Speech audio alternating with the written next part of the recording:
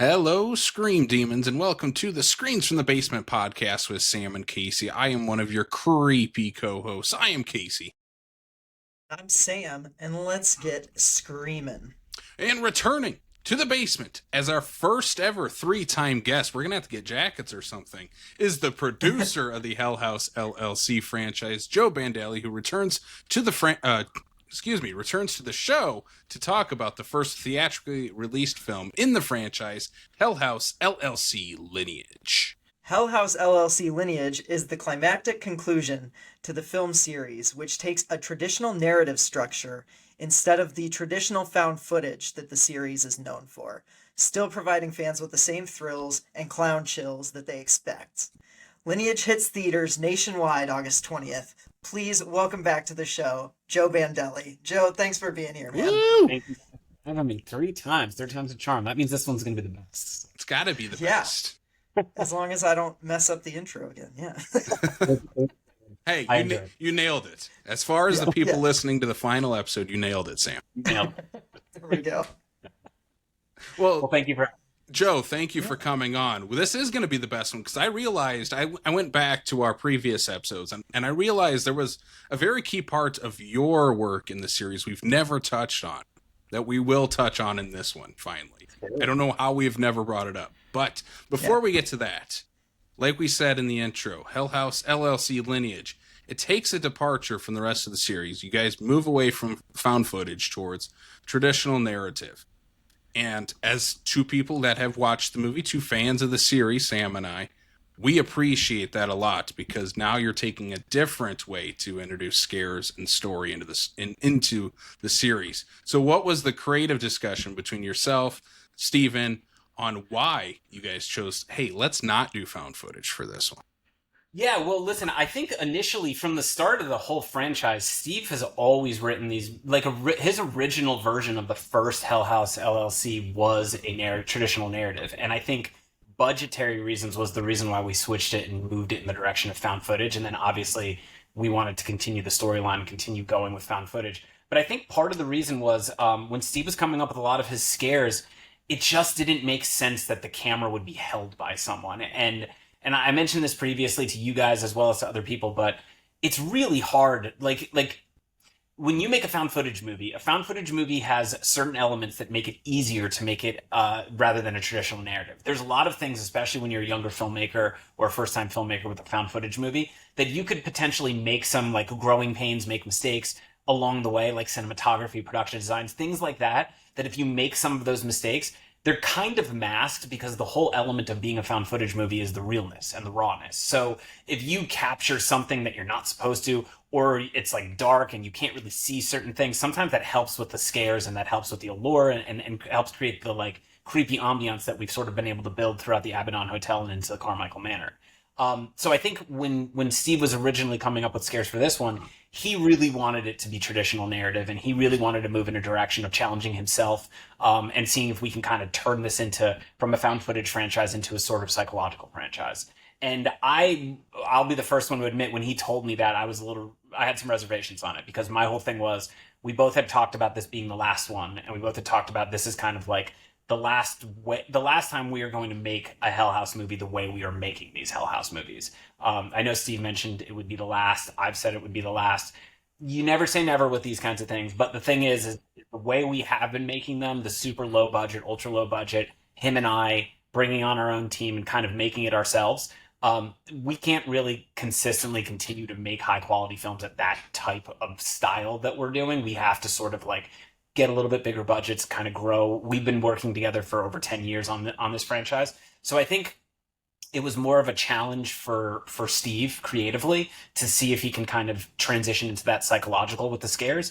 And then the second element of it is we wanted to give something new to the fans. Like we wanted them to see something from a different perspective and see something and show them that like we knew what we were doing all along. And we kind of like, hey, like, look, we can scare you in different ways, and it's not just about found footage all the time. But we definitely had that conversation, and I definitely was the one that was like, are we sure? Like, if we know this is going to be our last, shouldn't we go out on top as like the found footage franchise? But to Steve's credit, he wanted to do the traditional narrative, and ultimately I supported him in that. That's awesome. That's awesome. It's It's funny that you say like Steve wanted to challenge himself in making this traditional narrative, because the next thing I was going to bring up is like you're switching basically the medium that you are telling these stories in. I know it's still film, but like what was the biggest challenge in moving away from found footage and bringing a traditional narrative into this? Yeah, I mean, this is going to be the most producer answer of all time, but budget, like, but budget Yeah. for sure. Like, you guys know this just from your coverage and your experience. But if you're shooting a found footage movie, if you're shooting a complex scene, let's say you're shooting a scene without multiple cameras, it's one camera. That's one take. So like you could literally spend 6 hours, but you're shooting the same take over and over and over and over again. And usually, like because ours is sort of the docu-style found footage and not just straight found footage, we could use glitches to cover cuts and things like that and kind of help with the storyline or cut out of it for more of the documentary style and then cut back into it, which makes it easier to shoot. You just need one good take. When you're doing traditional narrative, like that same scene that you're doing, if you're not doing found footage and now you're using a single cam setup, you're shooting close-ups, you're shooting wide shots, you're shooting the scare, you're shooting the jumps, you're shooting a whole bunch of different things in there. So what is normally one shot that you're trying to get one good take of, now you have 10 shots, 6 shots, 12 shots, and you're trying to get good takes of each of those. So that just adds, this was the highest budget of any of the Hell House movies that we've done. It was the longest shoot of any of the Hell House movies that we've done. I think every Hell House movie we've done between 9 and 12 days shooting. This one was 16 days. And then again, budget, because you need actors for longer periods of time. Steve and I have been historically known of shooting really, really fast. So a lot of the days that we meant to do, we were always planning for 12-hour days. We usually shot between 8 and 10-hour days to get what we needed with found footage. Not possible with traditional narrative. Like we were shooting 12-hour days every single day, and there were a couple days that we went over that. But ultimately, that's the biggest challenge because you're having to recreate the same moment or thing over and over and over and over again. And again, as I'm sure you guys know just from being huge film fans, when you do the same thing over and over and over again, there's more opportunity for mistakes, for continuity issues, things like that. And I think with traditional narrative, it draws more attention to the mistakes versus with found footage, you wouldn't see those mistakes. They're a little bit more hidden. Yeah. Yeah. And I think something that I mentioned earlier is something we haven't talked about yet with you on the show. And you mentioned being the producer on the series. We haven't talked about you being an actor in the series. Talking about my wonderful acting ability.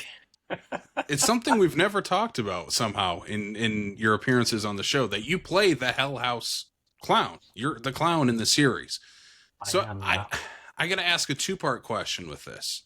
One, how does your acting change from working in found footage to now we're working traditional? What is it?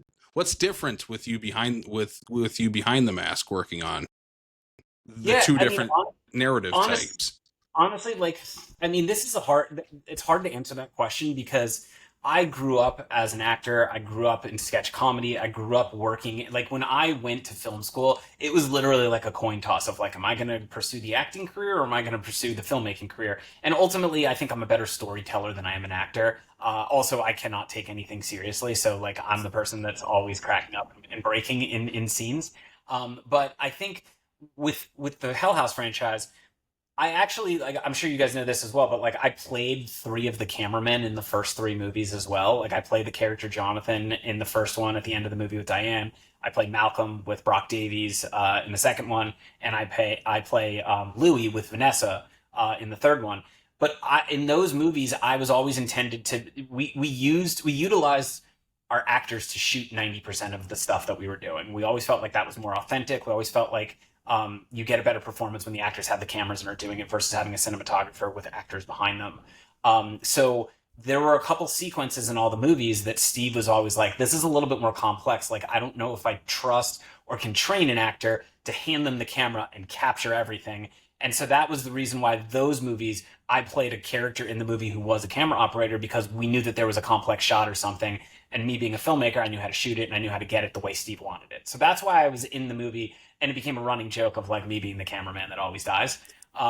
But the first movie, I didn't play the clown. The first movie, the clown, we never thought was going to be the clown. Like the clown was one of like 7 different types of scares that we had. And Steve and I have both talked about this before, but like the scene with Paul with the little girl when he wakes up and she's in the bedroom with him in the first one. We shot that with the clown. We shot that with the little girl. We shot that with someone else. We tried a bunch of different things, and ultimately, when we shot that first one, it's guerrilla filmmaking, shoot as best you can. Like, there were times when like our lead actors were wearing the clown costume and we were just swapping people out, and like almost everyone kind of wore the costume. I think Danny, who plays Alex, and Jared, who plays Tony, were the two that wore it the most in that first film. But then after like we had an audience reaction to it and we started Steve started writing scenes for the clown specifically in the second one, that's where it was like, okay, cool. Like, I'm going to take this on. And I've always loved scaring the shit out of people. Like, even when I was in college, like I would tell people I'm working on Halloween, and I would dress up as Michael Myers and stalk people, or I'd go through like 8 hours worth of makeup and like show up places as Freddy Krueger. Like, I just love doing that. So the fact that I could be the clown and like have fun with it, and Steve gave me an opportunity to like play with some creativity. He always wanted it a little bit more reserved. I always wanted to push it a little bit more. I think he won out on a lot of those, because our clown is, of course, if you're looking at our clown compared to like Pennywise and Art, it's like our clown's significantly more reserved than those clowns. But ultimately, it became one of those things where second one was like, yeah, I can have fun with this. Third one, I was in it more as the cameraman, so I played the clown 90% of the movie, and then we had a PA named Johnny wear him in the scenes that I was in it with the clown. And then when we got to Carmichael Manor, Steve was casting for it. And I remember one day him being like, who do you like? He like showed me like 3 or 4 different people, and he's like, who do you like for the clown? And I was like, question for you. I'm like, why are you casting for the clown? And he's like, oh, I thought you hated wearing that costume. And I was like, quite the opposite. I'm like, I love wearing that costume. And he's like, oh, okay, then let's just save the money. You just continue to play the clown. And I was like, done. So for me, it was kind of an evolution. And I think, to answer your question, the long way of answering your question is, I always had an opportunity as wearing the costume of seeing Steve work and seeing him work with like our crew, and seeing what he wanted to try to get from a scare, and just being in the mask and being isolated and being in it for like 2 hours or 3 hours while he's talking to people and explaining what he wants. I actually can kind of see how they're shooting it and figure out, okay, cool. If he's doing it this way, I'm going to try this. I'm going to try this. And I think one of the things that we did really well in Carmichael Manor, because a lot of the scares in there I was really proud of and really happy with, is Steve would say, I want you to just sit in the chair. And I'd be like, okay, cool. So we do a take and I'd just sit in the chair. And then he'd be like, great, let's do it again. And he'd tell the actor to do something different or give them a note, or whoever I was acting with in the scene. And I would just do something different. And I would just every time give him something different. And 90% of the time he'd be like, oh, do that. Like, that was great. And so it gave me an opportunity to see what he wanted, sort of bring my own creativity to it, and sort of just create subtleties. Because I think initially, like from the second movie, I was trying to do a lot with the clown. I was trying to make him this big, prominent, like fun, crazy clown, and Steve wanted reserved and he wanted subtle. And I think working with him for 10 years and seeing that, I was able to see like little moments and little things of like, oh, this might be cool if we did it this way, or this might be cool if we did it this way. Like specifically in the upcoming movie, there's the opening sequence with the clown in the carnival scene, and there's a sequence when a character is walking towards the clown and the clown is dead still, and then the character turns away and turns back, and there's like a subtle movement with the clown. Little things like that are things that like I've been able to help bring to it, because doing it over and over again, I'd be like, this would be creepy, or let me at least give Steve the option of something slightly different, just not the same thing, and not the same like clown's just there, like maybe the clown's moving, maybe, and so he's been really good with letting me like be creative with that. And that being said, I think I've been able to sort of see what he wants and give him something, a type of variation, so that when we get into edit, it could be like, oh, cool, this is a different type of scare, or this is something a little bit different that would kind of, hopefully help to grow, the aura of the clown. Well, that leads me to my second part of that question, the aura of the clown. In my opinion, it's the scariest goddamn clown in any movie ever. It is incredible. I hate clowns. That is no secret that I hate clowns, and you had the most terrifying clown. So what's it like from the outside looking in, of being up there with like names you mentioned, like Pennywise the clown, Art the clown, even though he's a mime, he's not a clown. But see, I don't see it like, it's weird because I still see those like Terrifier took over the world with what they did, and so Art the Clown is the face of that franchise. I think the Hell House LLC clown has sort of become the face, but it never originally was the face. Like Yeah. Tully's cult is the face of the franchise. Like that, the trilogy is about the cult. I think we decided to lean in the direction of the clown because the audience and fans really reacted to the clown so well. And I think that's what this new movie does is it ties a lot of that cult lore into the clown and into the clown history, just kind of like what we started to kind of break ground on in Carmichael Manor. But it's great. It's so much fun, and I feel like I'm so proud of being the producer of this franchise, and luckily, like, you know, Steve and I made a franchise, and we're the two people behind it, and so I'm very incredibly proud of all of the movies that we've done, and I'm so happy and proud that like we got to take something and build a franchise that people actually like and are scared of.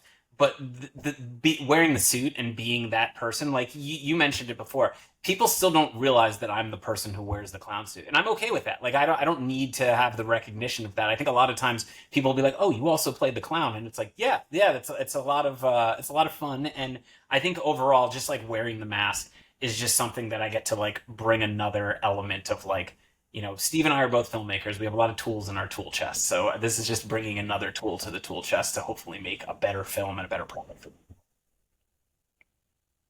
Yeah. Yeah.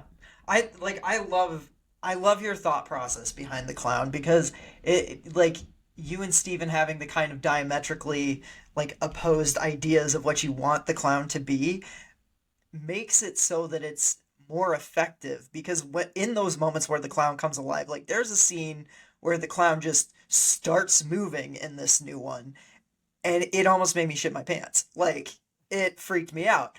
And like, but it doesn't work if the clown is constantly in motion.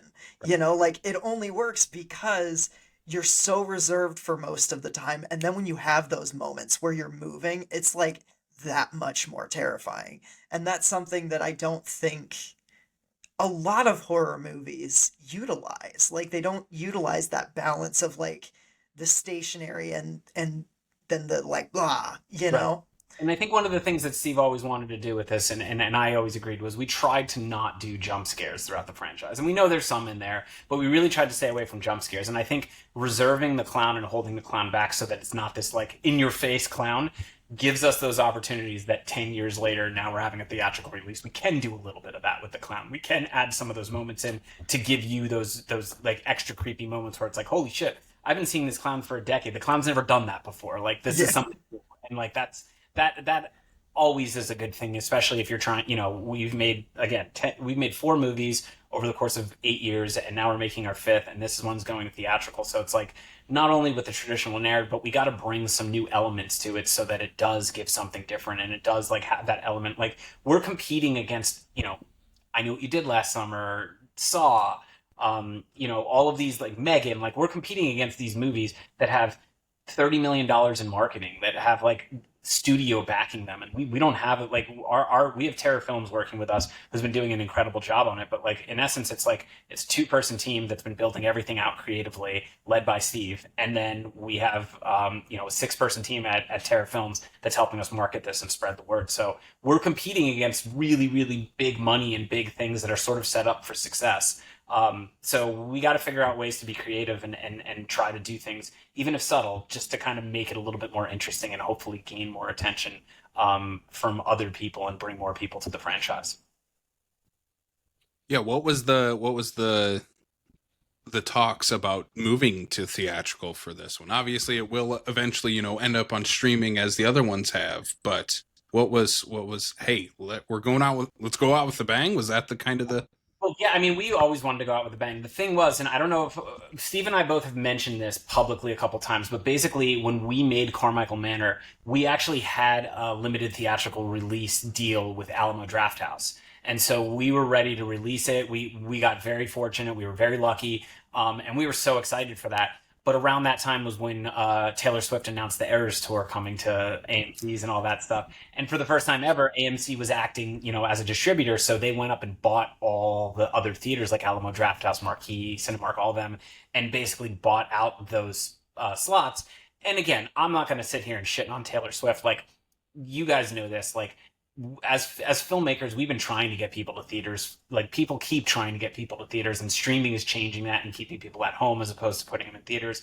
That was an opportunity for every single theater to be like, yeah, we're going to sell out. Like, Taylor Swift is going to sell us out. We're going to make money. We're going to be able to keep the theater going. So to like lose out on Hell House, which could be big or may not be big, like, versus something that's like we're definitely going to sell this out. That's the reason why we lost that deal. So when we came back to make Lineage, we really were like, hey, we already had a deal for this last one that kind of fell through because of the Taylor Swift tour.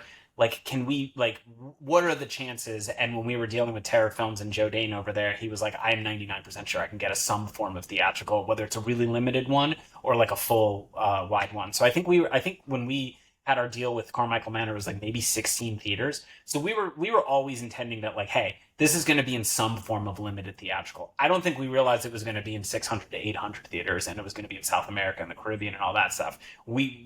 Obviously we did some things right to get to that point. But yeah, I think we always had that mindset of like, yeah, this is going to be in theaters. Yeah, I think that's another reason why Steve wanted to shoot a traditional narrative, because I think he knew quality wise, if this is going to go in theaters, like, we gotta bring, the production quality up a lot. Yeah, and that's awesome. So one, congratulations on that, because that's if I don't think it's playing in any theaters near us, because our theaters are kind of lame for stuff like this. It might eventually. I don't know. It might show up. Yeah. I'm hoping it does, because I want to see this with a crowd, because these are crowd movies to watch and get scared with a group of people with. This is the type of movie where, like, if we have a limited deal. So our partnership and our deal is with Shudder. So this movie's going to come out. I believe it's coming out on the 30th or the 31st of October on Shudder.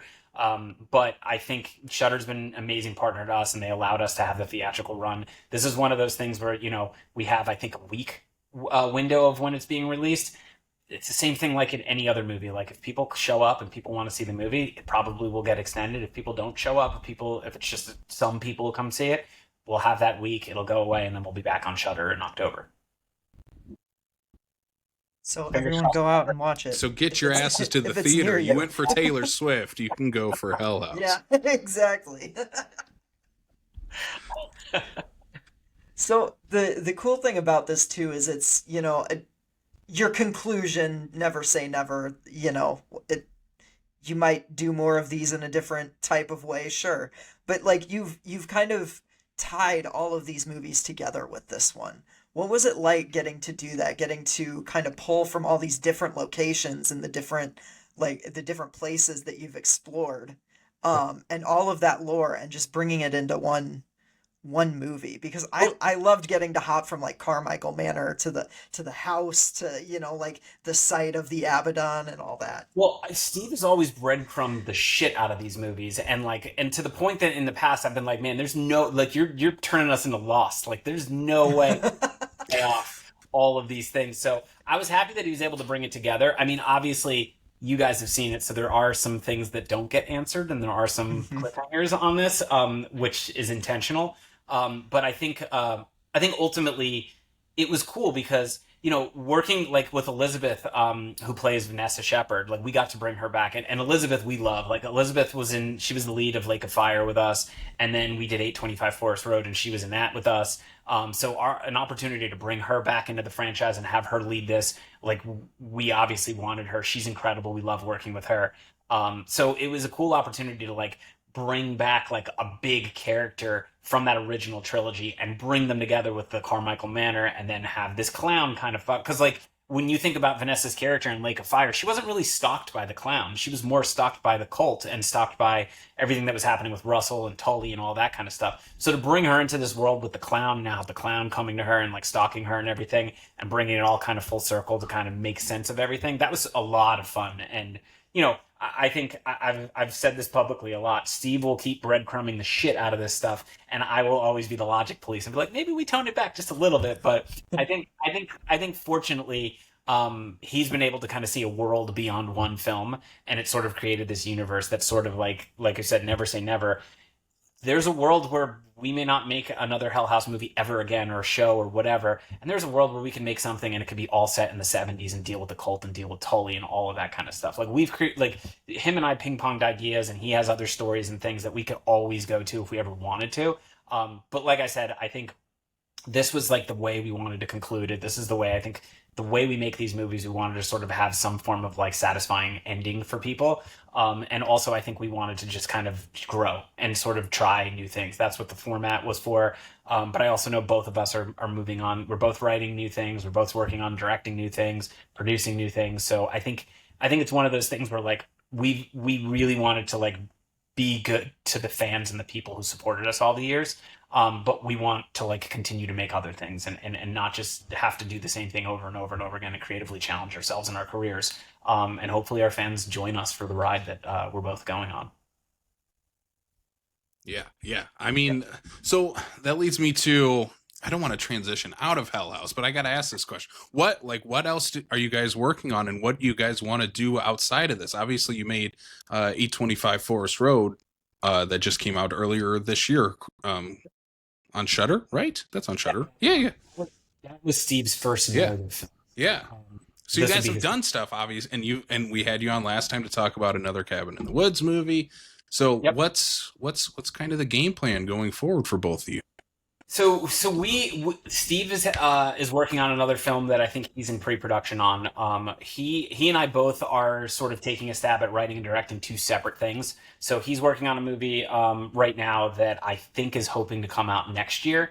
And I was in pre-production on a movie that I was writing called The Hunted, that we were getting pretty far on, but unfortunately doesn't seem like the right word here. We added a member to the family, so time has been a little bit limited. So basically, it's kind of put a slow down on that. But for me, it's writing and directing this movie called The Hunted, which I'm hoping will come out next year. And then I mentioned this to you guys last time, but I think the last time we talked, I told you I was writing a sequel to another Cabin in the Woods movie, and I finished it. So yeah. I believe that is something, I'm going to do another rewrite on it in like the next month or two. But I think that, as well as The Hunted, I'm going to try to shoot both of those either end of this year or early next year. So hopefully, I always say this in my career, I've made a feature every year of my like professional career since Hell House came out, except for the year that I got married. And so this will be the year that I don't make a movie because I had a baby. So those are my movies in those 2 years. But yeah, and then I have another movie called Imposters that I produced that's coming out probably end of this year with Jessica Roth from Happy Death Day. So that should be fun. Yeah. Well, I'm gonna wrap things up with the last two questions we have for you. So first of all, like we said, Hell House LLC Lineage, it's getting a theatrical release. How can we find out what theaters it's playing in, and how can we get tickets to the movie? Sure. If you go to iconicevents.com, I think if you go /Hell House LLC Lineage, if you go to iconicevents.com, usually on their homepage they have it, and you can click and it'll take you. So it's on Fandango, it's on Regal, it's on AMC. I believe in a couple weeks it's going to be at Alamo Drafthouse. But if you go to iconicevents.com and search Hell House LLC Lineage, it'll show you all the theaters that it's playing in. And it's playing in North America, it's playing in South America, it's playing in the Caribbean. I believe it's playing in Central America as well. Awesome. So yeah, get to theaters if you can. We are going to try to do our damnedest to find a way to get to a theater to watch this, because yeah, we have to see this with a crowd. So we hope our listeners do the same. But Joe, last question we have for you, and we always got to think of a different way to ask you this, because this is now your third time coming on the show. So that. It's our double feature question. We love double features. Obviously, we've asked you what to pair with the Hell House movies with another Cabin in the Woods. This time we're going to ask you, because you have become a new father, what is going to be your first dad double feature, aka the first gateway horror movies that you're going to show your kid to be like, hey, this is the cool stuff dad likes. What are you going to show them? So that's interesting. I feel like my wife and I have had plenty of conversations about when we can start showing our son horror movies. I think she's like somewhere around like 8 or 9, and I'm about 8 or 9 months. So we're pretty far off on that one. I think in general, you never want to show them your work. Like, I feel like it's more of showing them the things that inspire you. And me being the horror comedy guy that I am, I feel like I would want to introduce them to something that's funny.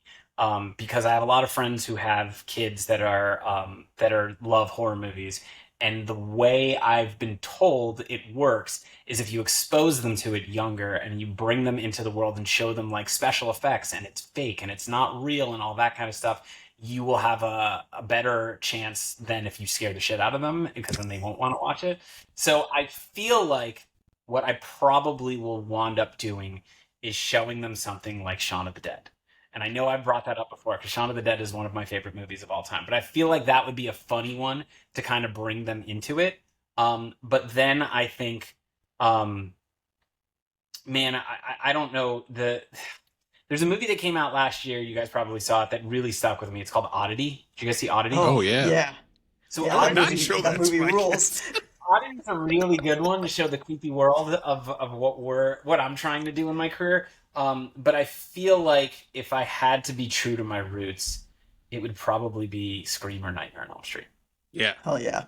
Yeah. Yeah, that's awesome. Probably Nightmare on Elm Street, so I can let them know that even when they go to sleep, they can't escape. Yes. My parenting style is going to be face your fears constantly. Yeah. And don't run into my room if Freddy comes to get you at night. Yeah. Heck, you might as well just make it a triple feature and throw Oddity in there anyways, right? Might as well. Yeah. Might as well. Yeah. Amazing. Amazing. Good. Jesus Christ. No, he'll make it. He'll be fine. You know what? So, I'm gonna. Here's a fun one. I'm gonna do Tim Burton's Sleepy Hollow. That's what I'll do. That'll be one of them. yes. Because that one's scary but funny, and it's got those elements, and it's got that whole like Northeast Westchester like historic. That's what we'll do. We'll do that. That was one of my earlier horror movies, and it's fantastic. Yeah, that's a great choice.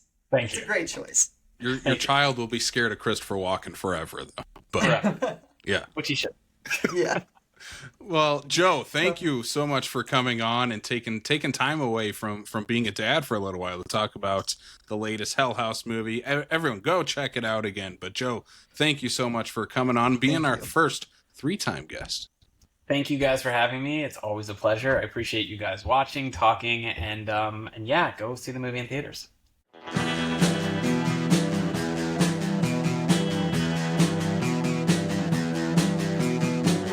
You're listening to the Prescribed Films Podcast Network, home to hundreds of hours of free podcast entertainment. The shows on this network all have a common goal, providing you with the best discussions about movies and other forms of entertainment media. The PFPN hopes to fill your earholes with audio joy. Visit our website with links to all the other amazing shows at www.thepfpn.com. Thanks for listening.